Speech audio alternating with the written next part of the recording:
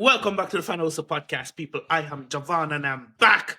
Gunii's back. We are back with another reasoning with Gunii. One-on-one reasoning. And we're here to talk about Chelsea and catch up for over the time that has missed. Gunii, I understand you were in England. Yes, I was. I was in England with my family actually. It was a great experience for the kids. You know, they got to see Stamford Bridge in its entirety. Mm-hmm. You know, they had the tour and all that stuff. So, you know what I mean, it's my duty, to pass on some legacy to my children. You know, they're Chelsea fans, so they've got to know a bit of the history, they've got to experience the ground. Then we're gonna hopefully before the end of the season they'll be able to go to a game as well. So that's definitely in the works. Hopefully they don't let us down. Do you know what I mean? So listen, before people start telling me, but yeah, you're anti this and that. Listen, I love Chelsea. I'm anti what's going on with the ownership and all Mm-hmm. that stuff. But I still love the club. Oh, And hey, hold on. Sorry to cut you. It's the return. But we're gonna get into that. But yeah, before we get into am it, I doing people, too much? I went yeah. too much in the intro. Bro, man, coming like a Safa Pro with out the blocks. We need to be more like you saying, bro, pick up traction at the end of the Yeah, race. man. Hold on, hold on, hold on. Yeah. The acceleration was too fast, too much. Exactly.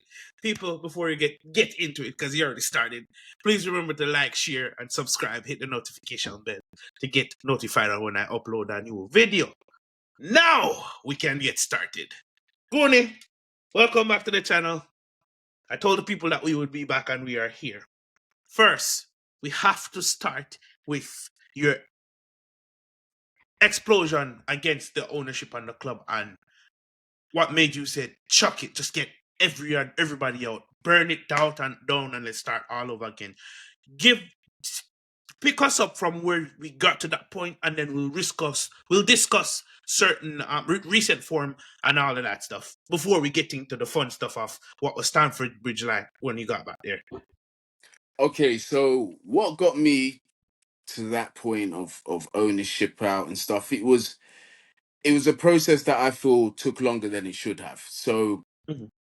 after we had obviously we done the overhaul, I wasn't necessarily against the original overhaul that we're doing. It was just more so that who are we going to replace these players with? What kind of squad are we going to build? We've got a lot of money here, and we've got the potential to go out and basically sign top level players. Mhm. You know what I mean? Roman left us with zero debt. All we had to do was build a stadium and rebuild the team. That was it. So in my head, I was thinking, you can't go wrong here. You just can't go wrong because you've got because the ground is fertile enough to be able to start again and to start with quality. So Mhm. the fact that they didn't do that, um, it's more than disappointing because me personally, as a Chelsea fan, and as most Chelsea fans have become accustomed to success. Once you get a taste of success, and once that standard is built within the club, not just within me, I'm talking about the foundations of the club have now become success. We don't want to divert from that, especially when you've got no financial excuse to make it as bad as it has been over the past couple of seasons. Mhm. Because with the amount of money that's spent, let's have it right, this squad is nowhere near good enough to compete anywhere. It's Mhm. not the Premier League, not the FA Cup, um, Carabao Cup. Now UCL. we're out any one of them competitions. So the main three for me: Premier League, Champions League, FA Cup. Mhm. If we've got no shot in any three of those, that for me is a massive cause for concern. Mhm. And this is where we have been, and we've been here for too long. And the thing is with the philosophies that this ownership has passed down to the club, I don't see ourselves getting I don't see ourselves getting back to the top anytime soon. I really don't. Yeah, I but don't. yeah, and I understand that because while you were saying it, while you were speaking about it, something just came to me. And it's just a thought. I don't necessarily believe this, but it could easily the club could easily fall into a trend where we keep signing young players, so we just hit like a certain level. Meaning, let's say that those players can get us top four week season in season out. At what point do you bridge the gap between young players and experience to get us to a title charge, to get us to a UCL win? You get what I'm saying? So now that I'm thinking about it, there is a cause for concern to say if you don't stop signing young players only and don't bring in quality players, we're going to be left in a situation where the club itself can get top four, but that's pretty much it. Yeah.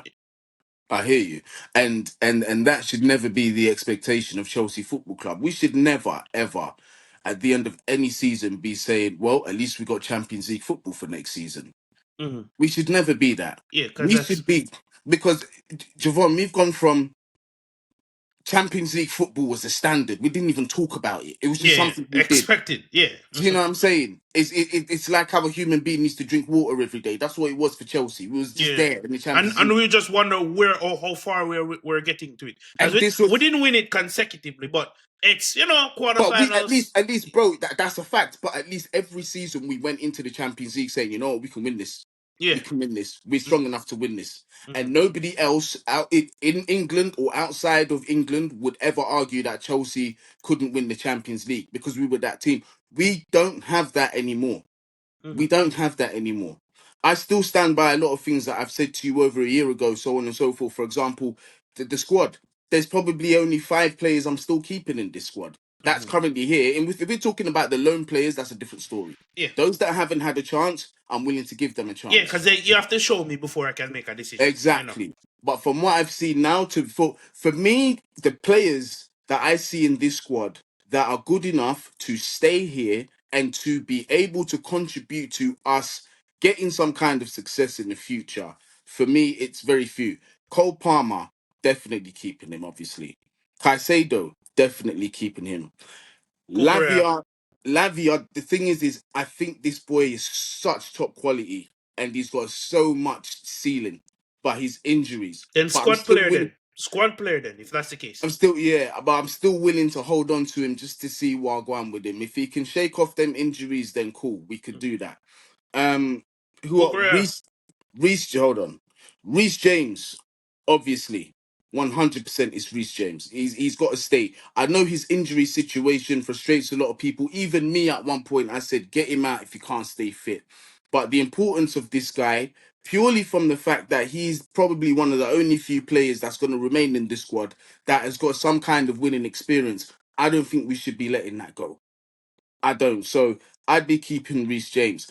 Outside of that, you just mentioned Cucurella. For me, squad player at best. In a squad that's competing on all fronts, I'll tell you right now, squad player at best. That's the Mm. furthest that I'm keeping this So guy. can I dig further into the whole Kukurea Yeah, yeah. subject? Is it but is it quality or is it because of his physicality?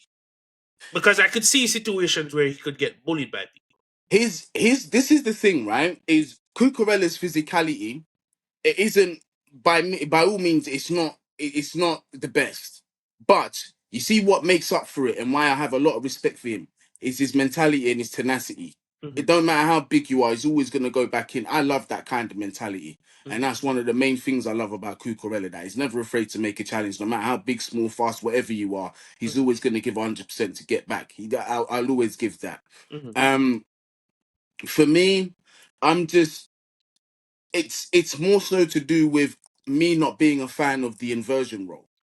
I'm not a fan of that. Oh, You so know what that I mean? It's not us really much to do with Cucurella's quality. It's more to do with the role of inverting the left back into the midfield and so on. okay. I want us to go back to the overlapping fullback that supports our winger. And you don't think he's good enough, or you haven't seen him consistently in that role to make a definitive decision whether he's a squad player or a It's starting player. it's the end product. And yes, Cucurella scores goals, but he also wastes a lot of final passes. He also wastes a lot of chances as well. Let's be honest. But look, this is not a dig at Cucurella because No, no, no. compared to, I understand now. yeah, I you know what I'm understand saying? now. Because the respect from how he played last season to now, he's earned it massively with me. Do you know what I Hmm. mean? So that's why I'm at this point where I'd be happy to keep him at best as a squad player. But in terms of that overlapping fullback kind of profile, for me, Kirkes, or like I know he just signed a new contract, but I was disappointed when he was, down to his last several months or whatever. Nuno Mendes, those Hmm. were the two ones that I would have liked because I feel Jadon Sancho sometimes when he's isolated out on that left wing, he becomes useless. You Needs that know, help. He needs he that help. needs he needs That overlapping overlap. around him, and you're playing to Sancho's strengths because Sancho's strengths for me is more so the one touch football that he plays in the final third. and his interchanges with the other attackers. And if he's not getting that from an overlapping fullback, then you're kind of restricting him from doing that. And then you're more forcing him to isolate the fullback. And sometimes it's not just one fullback. You got to think they'll double mark you if you're a skillful player. Mhm. So sometimes he runs out of options. So I do sympathize in terms of that. So that's why I say that about Cucurella. You know what I mean? Yeah, I understand. I understand. So, so I work. You saying that sparks another question. Yeah, Then that means you're Maresca out, 100%. and then that means you're looking for someone like maybe Inzaghi to come in, In in Zagi, the Inter manager. yeah, possibly. I like him. I do like Inzaghi, but I know he plays the back five sometimes. This guy, to be honest, to me, bro, this squad is kind of set up where it could easily be a back five. I think from a defensive standpoint, it helps us, but from an attacking one, I think it takes options away. Not necessarily, because you see how if we play with a back five, right? I'm thinking front three of Palmer, a new striker, because you know my feelings when it comes out to Oh that. yeah, They're a 100%. new striker, and you could have another inside 10 or a winger. Sancho. Because think Ah, about it. The wing backs would help the two inside 10, which is Palmer and Sancho. And then you that's have the true. striker. And then the two in midfield could be Enzo Caicedo. And the full backs would support that midfield when it's needed as well. I hear you, but my thing is I deliberately left out Enzo when I talked about the players that Okay, I all think right. Ben because Enzo, I fit Lavia. Or I even a think this Santos. this is for right now. I'm glad you mentioned him because for me, what should be non-negotiable going forward next season is bare minimal. Our midfield three should be. I'm not saying straight away, Mm, but eventually it will prove itself in the season given its opportunity. Caicedo, Santos, Lavia. That should be our starting three. But we're not going to see that until, you know, if Enzo dips in form or touch wood, fortunately, unfortunately he gets an injury, and then perhaps then you can see those three playing together. I think that would currently be our best midfield free option. I honestly do. Now, a lot of people will say, in terms of creativity and perhaps playing balls over the top of or those final through balls and so on and so forth, we might not get that a lot. I understand that, but two things is number one, don't underestimate Caicedo's ability in transition. mm-hmm, Don't do that. That's one of the strengths. So a lot of people overlook that Caicedo definitely has. Another thing is we're playing with essentially mainly attacking midfielders up front. So we mm-hmm, don't necessarily need those midfield three to be the most creative. What we need from them to be is industrial. We mm-hmm, need for them to be able to retain possession in those areas. And I think, in terms of the personnel that's available, those three are the best mm-hmm, because they are also mobile enough to get up and down the pitch quick enough. Enzo's issue that I've always said with him is his lack of athleticism. His immobility leaves Caicedo in a mm. situation where he is left overloaded or the defense is put under pressure. We need to plug that massively. And Yeah. I think those three are the ones to do it.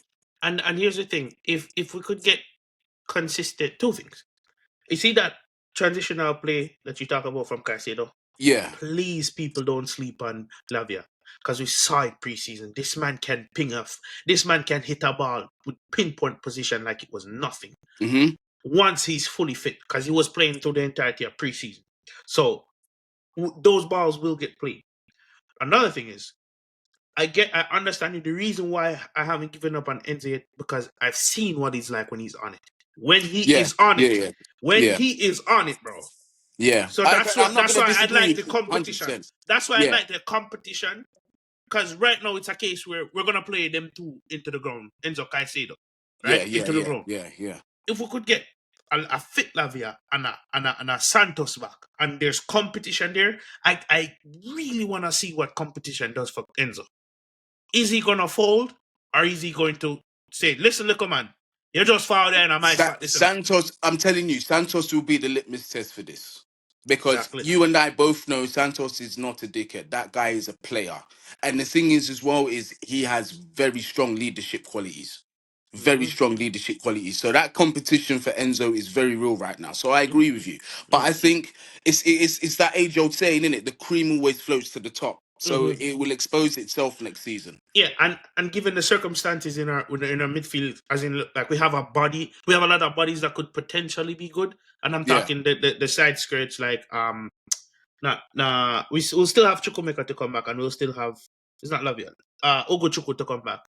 We Yeah. see, and then we have another body in terms of KDH, and we have the Matisse guy is gonna go on loan. We already know that. So I think we're gonna trim some fat there. So we'll have four midfielders to comfortable compete in the season. I want to say 3.5 because we know what Lavia's fitness is like. But when he's on it, he's That's the on it. thing. When he's on it, That's he's on it. That's the thing, and Lavia for me already is one of our most important players, 100%. Mm-hmm. And it was no surprise to me after he got injured, the results started going the way they were going, Mm-hmm. 100%. Because there's aspects as a number six that Lavia is that are so key in that position that he just has in abundance. Now, look, yes, he's made a couple mistakes. He's lost possession at times that have obviously turned into goals. But look, playing in that position is a high risk position, especially when you're expected to keep possession and to kind of relieve pressure. Yeah, it's not always easy to do that, and you do get caught in transition. I've seen it happen to Busquets. I've seen it happen to Roy Keane. I've seen it happen to some of the greatest DMs. Makalele, for example. Mm-hmm. It's happened to some of the greatest DMs to ever play football, and it will continue to happen. But what Lavia does have is press resistance. Mm-hmm. That boy's press resistance. And as a DM, because of the nature of the heavy press in the Premier League, especially, you need to be press resistant, you need to be technical, and you need to be able to read the game quickly. And you guys need to remember, Lavia's not even 21 years old yet. Or Mm-hmm. 22, and look at the maturity that he's playing with and the understanding that he's playing with. He is a key player. That is the type of player that I'm telling you will help us compete on all fronts going forward. Mm-hmm. No doubt about it. And if we do not start acting properly as a club, these are the first players that we're gonna You know, lose. man, bro, that you don't even need to mention this. They're gonna get picked up like that, bro. Come on, they're Exactly. gonna get picked up. There's too much quality to go to waste. I'm Now that you mention it, I'm actually excited because I've been a fan of Enzo when he's on it. That's the caveat. When he's good, he's good. Hmm. So I'm really excited to see what next season is going to entail when it comes down to that level of competition because And they say Iron Sharp Man. and here's the thing, Javon, as well. Um, you see the fact that Estevan's coming into this club, and we know that he's not going to be loaned. That's going to bring a different dynamic, and it's also going to give different options to Enzo in a more positive way. And then we haven't even touched on the striker situation yet. Mm, You know what I mean? A new striker who actually understands the role properly and can perhaps put the ball in the back of the net has a better ratio than Jackson. mm. That's obviously going to help him in terms of assists and then understanding the striker's movement and so on and so forth. So that could actually be very beneficial to him. 100%. Exactly, exactly. So it going forward, it's I want. How do I put this mildly? Going forward, the future kind of looks bright in the sense that what we know that's going to come into the club once the club doesn't do any foolishness, the only signings they need to make is a proper defender, goalkeeper, and a striker. Right? Maybe a left winger, depending on who leaves and who stays. Now, transitioning a bit here, the club's recent performances. Because this is probably going to take like 10 minutes to talk about. Ah, boy. Hold on. Were you there for the protest? No, Or was it after? I'd left like 3 days before that. I Okay, wasn't okay. able to stay for it, yeah. What were your thoughts on the protest? Well, initially I was definitely one of the people alongside Johnny Minerals and Eunice that was definitely pushing for a protest. Where it became um a bit where the image became a bit smeared for me was when it went a bit mainstream, and for example there was conversation on Talksport. I mean for long, but the dog fucking top. Yeah, Match up with you do you know which conversation I'm talking yeah, about? with Simon When the Jordan. brothers, yeah, and then how he just tore up the because for me it weren't how necessarily how the brother presented himself in it, because I know the person who was speaking and he's a cool guy, but I've told him as well. I think how he went on about it, we went with the completely wrong angle and direction, and he knows that.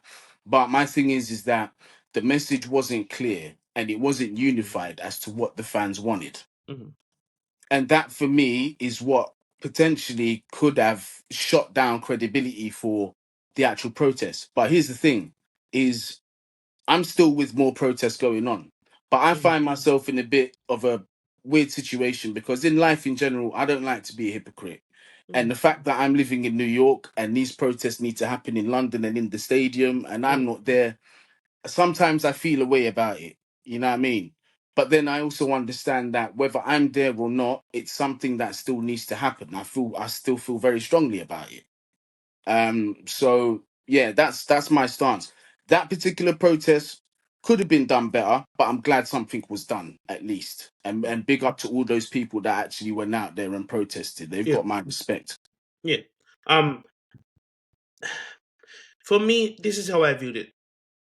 The initial concept of it and the idea of it, if it was run properly, would have been way more effective than what it was, Yeah. because it translated from a legitimate thing and ended up being just looking like Chelsea fans that just wanted their voices to be heard.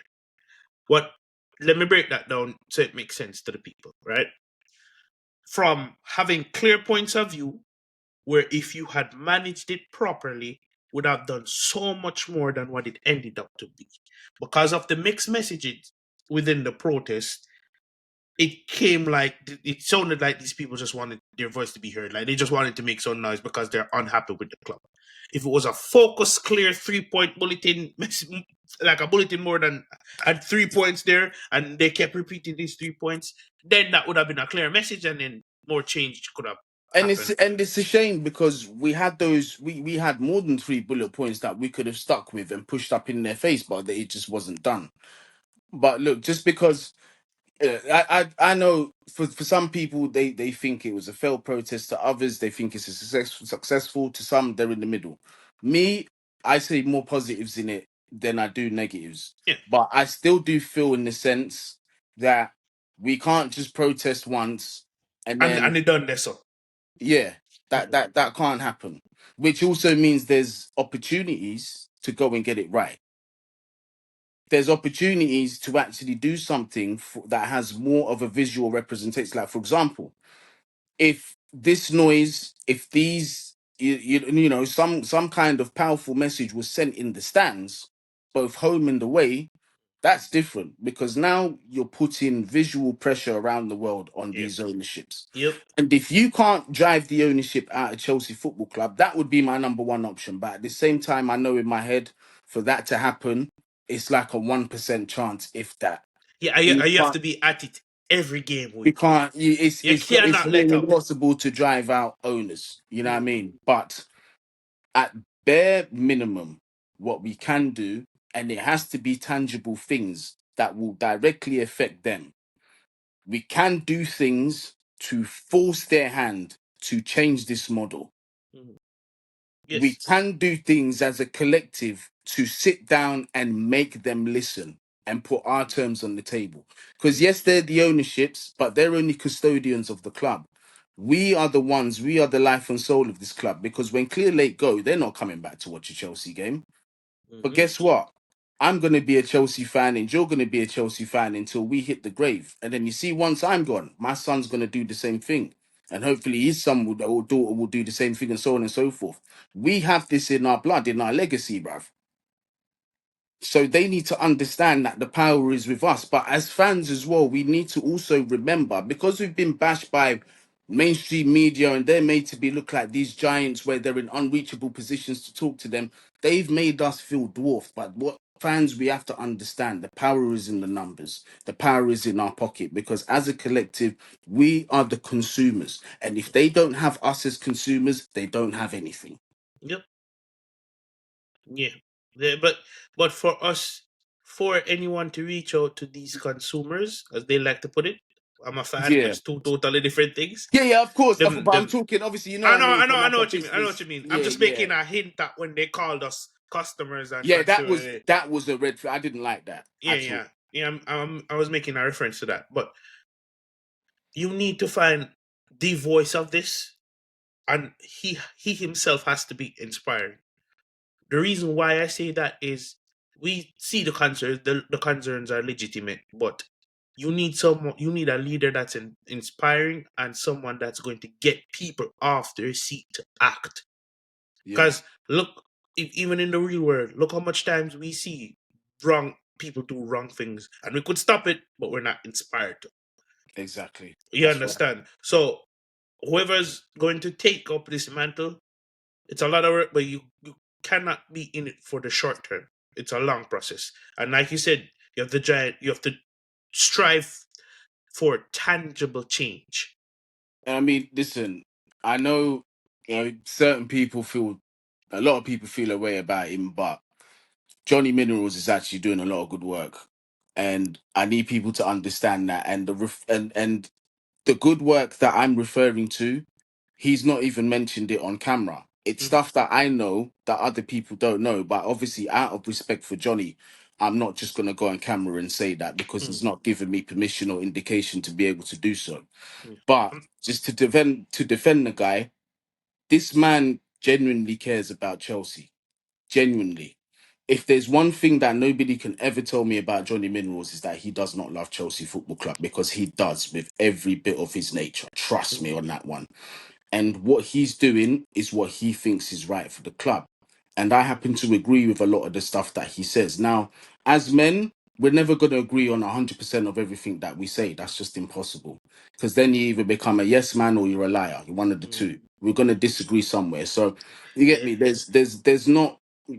There's things that we don't agree on, but however, the overall message and the work that he's trying to do in the background, he could potentially be that person. Mhm, But I know what doesn't help him is the hate that he gets on the social media and so on and so mhm. forth. But it's part of the game. But that's somebody, I'm telling you, keep an eye out for the work that he's doing, because Yeah. he's not doing all of this in vain, and he's not doing any of this for personal gain. Yeah. 100%. Yeah. I never spoken to the guy, but I've heard both Both sides, arguments. yeah, yeah. Yeah, I've heard both sides, but this is what it is. Yeah. Back to recent performances, brother. Rough power side, rough. And we have Arsenal coming up on Sunday. What do you think of the recent performances? Southampton, Copenhagen, and Leicester. Haven't been impressed by any of them, mate. Mm, None of them whatsoever. And I'll be honest with you. Um, I'll never stop watching Chelsea games, and I always do watch the games, but it's no longer about results for me as much as it used to be anymore. mm, I'm more overwhelmed by just change, um, ambition, just doing the right thing for this club to just getting us to where we need to be. Because I know with everything the way it is right now, there's only so far that we're going. And mhm, it's not going to be the expectations or, what we want to see as of now. So I'm looking and I'm like, when you get to a point, right, in anything in life, where you keep repeating something that makes you upset and angry, and then you sit down and you say, if this just keeps happening and I keep returning back to it, who is the one with the problem here? mhm, mhm. You know what I'm saying? Yep. So I've kind of come to that point where it's just like, I'm just watching it for the love of the club now. Mhm. There's no expectation of I'm going to Arsenal and we're gonna get something from there, for Yeah. example. And I Yeah. hate Arsenal. Mhm.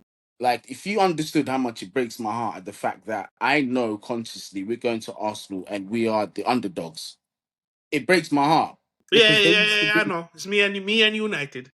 They were whipping boys. Arsenal were whipping boys. It was 3 points onto the next, or cup tie out onto the next. It Mhm. was standard. Now we're becoming their whipping boys. But look, Arsenal themselves, they ain't been great. Uh, PSV, look, it was. Oh, what about PSV? They're shit. Let's just be honest with you. Mhm. They're no good at all. Mhm. But Arsenal ain't been great either. They ain't. You know, at the beginning of the season, mid-season, oh, we're title challengers. We could win the title. Liverpool ain't got this, that. Well, now you're 15 points adrift from the top. You know And what I a mean? struggle. And a struggle. Exactly. Mm. Exactly. You've got no incentive outside of securing Champions League football to win the league anymore. I don't know what Mikel Arteta might be thinking in terms of his chances for the Champions League. Those are just the things that I can think to our advantage. But in terms of what I've seen recently from this squad, I don't see us getting anything out of this game. I'd be Bro, surprised if we come out with a point. bro, I would love a draw. And dare I say I win. Only because we're 6 points off them. And if we could get a win, I'm hoping it could boost the atmosphere around the club, because after uh, after the international break we'll be getting some of our players back. Some other Yeah. we may not rate these players that are coming back, but guess what? They give us something that we don't have now. Because recently Neta up front has not been it. His movement has been good, his tenacity has been good, but it's not been it. Um, what Nkunku, not good enough. I thought he getting a run of games, building chemistry with Palmer and Co would do it. Not be Do good you do you enough. remember the last time I was here? What I said about Nkunku? I said to you, this guy's not interested in playing for Chelsea Football Club. It's Mm. over for him. If we don't have to use this guy, do not Not use use this him. guy. Yeah. So I can't even look at Nkunku and be angry because I already know where his mentality's been. He's Mm-hmm. not anyone we can really rely on. He's there because he's a body, Mm-hmm. basically. He's registered. He's paid a lot of money. We've got nobody else. You're just gonna have to go on the pitch, mate. Yeah. When reality hits, when reality hits, it's the truth. And then Jaden Sanchez has been extremely poor. What do you make of the news that your outlets coming out saying he may go back to United, or we may not keep him? Um, I don't know. I don't know what to believe of that, to be honest with you, because for me, regardless of how poor he's been over the past couple of games, 25 million for a Jaden Sancho, even from a business perspective, is a no-brainer. Because for me, even if we sign him for 25, I think at bare minimum we could sell him for 35 the season afterwards if we don't Yeah, like him. yeah. Yeah, we could loan him somewhere and sell him for that much. It doesn't matter. So from a business perspective, I would still trigger that, but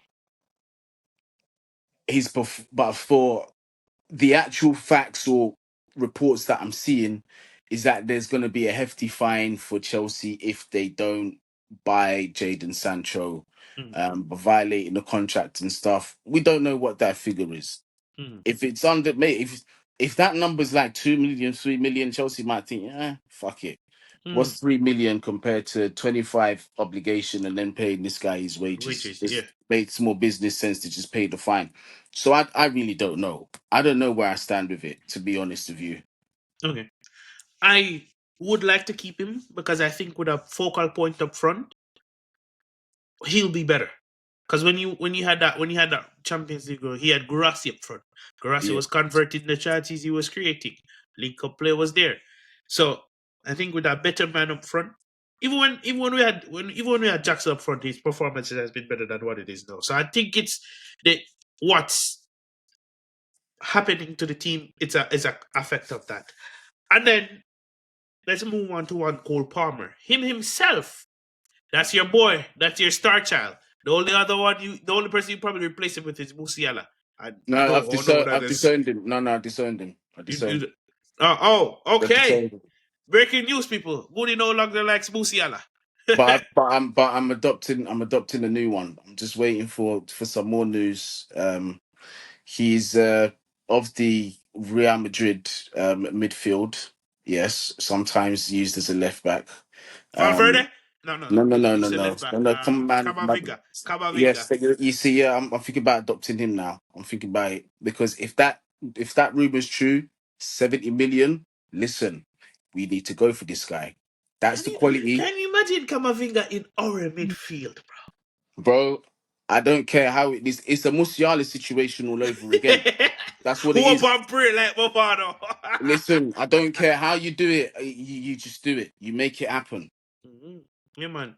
Yeah. So Cole Palmer, his performances recently has been extremely poor. Do you think it's because of no Jackson and Nani, or do you think it's purely on him just having a bad run of form? I think it's I think it's normal for a young player to go through patches like this. And I also think in some cases it can be necessary because it can be a humbling experience. Mm. Because there's that saying, form is temporary, class is permanent. Cole Palmer's definitely got the class. So I think once he gets over this run of bad form, I think when he comes into that good form, it's just going to make him that much better because he's the kind of player he's going to remember how he feels in this patch of football, and necessarily Mhm. he might necessarily say, "I don't want to feel this way again," and that could push him to become that more consistent player. But Mhm. then also on top of that is it's not always Cole Palmer's fault because even in the quote unquote bad patches that he has had, he's created opportunities that we And they felt don't and they time and don't time take it. again Mm. time and time again. And had those chances have been converted, or the final bit of play had been correct, then we'd be having a different conversation. It would be, Cole might not be scoring as many goals, but look at the numbers in Look at the terms of the assist. assists and so on and so forth. You know what I mean? So it's not all down to him. You know how it is on social media these days, man. A lot of views are stat driven.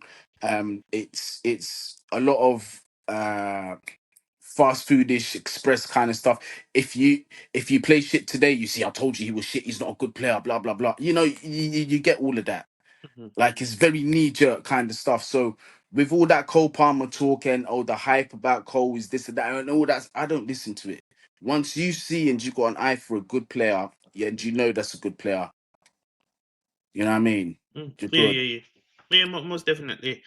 I would just like him to get out of his bad patch because I see him continuing to do some of the things that tells me he's in his head. He's over dribbling when you wouldn't over dribble. He's not playing certain passes when he would play those passes first time, and Yeah. he's not shooting when he should shoot. He's shooting when he shouldn't shoot. So it's a lot of things going on right now. And we just need Cole Palmer to get back to his best. But before we wrap up, tell us about your time going back to England and back to the mighty Stamford Bridge.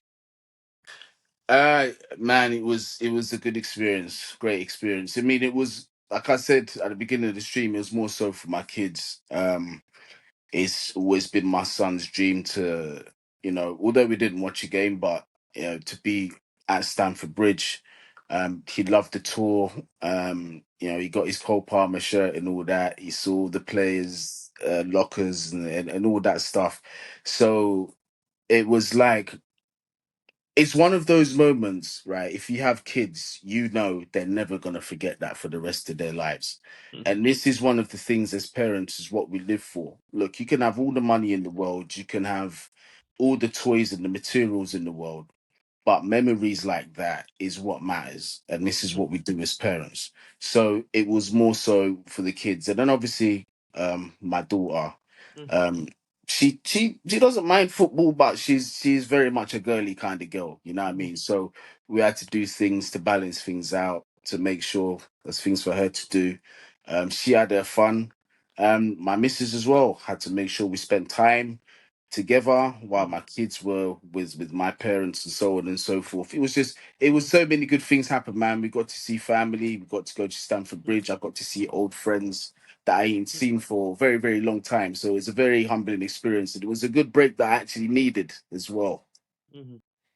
Well, Gunii, I'm happy you went back to the bridge. I'm sorry you couldn't be a part of the protest. Maybe you should have been the one talking to Simon Church. I will say this, Put I him in will his say place. this though. I'll say this though. When I went to the mega store with my family to go and get some stuff for my son, one of the guys at the till was like, "Yo, Gunii." I was like, "Yo," he's like, "Yeah. Um, you see, you this and Johnny Minerals, your name's going around here a little bit, for some of the stuff that you say." And I was like, "Is it?" And I was like, "Yeah, yeah, we hear you sometimes. Your name come around sometimes." And I'm like, "All right, cool." Because I didn't want to put him on the spot in front of the Yeah, rest of the yeah, staff. yeah, yeah.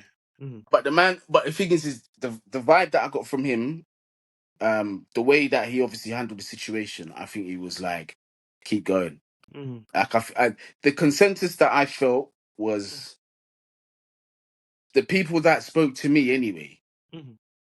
They were very much in support of there needs to be change. Now, how the Mm. change needed to happen, views may have differed, but the general consensus that I got from people that spoke to me, big up you guys as well, was change needs to happen. We need to go back to competing. So So yeah, even you hear it here, guys. Even in the fabric of the club, people are getting weary. People are getting tired. People want to start competing for the highest level of football, bro. To me, apart from when I watch Real Madrid, Champions League is so boring without Chelsea in it. it's not the same because it's because we're Not the same. fabric. We're fabric. Like I'll be honest, and as much as I dislike that club, it's like you can't not you with the English teams. You have to have Chelsea and Liverpool in there. You have to. Yeah. You have to. We have a different kind of heritage in that competition. You know what I mean? Obviously, Liverpool, like way Mm-hmm. more. They've got bare trophies, but like in terms of recent history, like we're the two teams that like, yeah, we need to be in this competition, man. 100%. Yeah, not being in the competition is heartbreaking, bro. The UCL music doesn't hit the same. UCL Nah, nice doesn't don't. hit, bro. I even forgot there was UCL this week. Yeah, trust It's me, so bad, bro. I'm bro. telling you, like the whole European competitions thing. Like, I'm just like, boy. So people at work have to tell me, yo, you're not watching the Champions League. Oh, I didn't even realize it was on. Chelsea are not playing. It's Bro, heartbreaking, bro. it's heartbreaking. And when you see the level of competition how it is now, Yeah, if we had a proper team, we could compete to win. I can't see anybody apart from Real Madrid winning it this year. bro. Maybe PSG. Kid, listen to what. Do you know what the biggest slap in the face needs to be for us, Manchester United? Yeah, Aston Villa are still in the competition, bruv. Do you know how much of a jankro I feel when I see Aston Villa just in this team?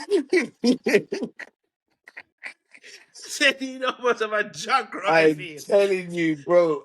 I look at this and my heart and my eyes bleed. I'm like, Aston Villa Yeah. are there. What is our excuse? But it's like, but it's reality hits home. It's like, what's our excuse? Why? Mhm. And then it It, makes you get more even angrier. Angrier. Bro. yeah, but that's for the next video anyway. Yeah, The yeah. next interview. The next video. Yeah, One next last video. thing. I'll say one last thing because I know we both gotta go. Clearly, you see what PSG is doing? That's how you build a youth squad. And guess what, Javon? Yeah? When they were hiring for the sporting director, who was the name that I said from day dot? Campos. It's there in my tweets. If you guys Bro. wanted to use Twitter advance, put that name in there and you will see from years ago I wanted this guy, bruv. And I said we should have gotten Enrique. There you They go. said he Yeah, was so a there you scrub. go. They told me he was a scrub. But listen, we're gonna end it there. Next week we'll drop our next episode. People, please remember to like, share, comment, subscribe, hit the notification bell. Gunii, you can find Gunii across Twitter and on multiple channels. You'll be back here next week and the week after. Bless up. Peace. Clear Lake.